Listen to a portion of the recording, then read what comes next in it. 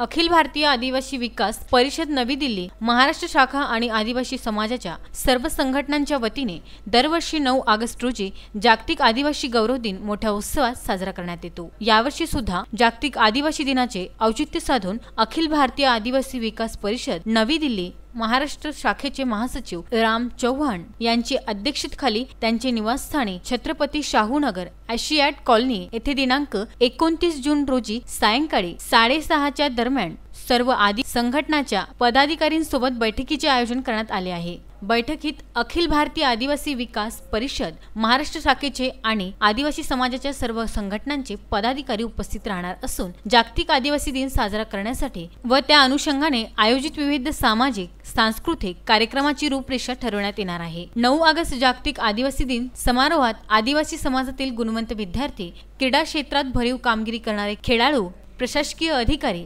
समाजातील गणमान्य व्यक्ती तथा समाजसेवक यांचा सत्कार विविध सामाजिक सांस्कृतिक कार्यक्रमाचे आयोजन करण्यात येणार आहे।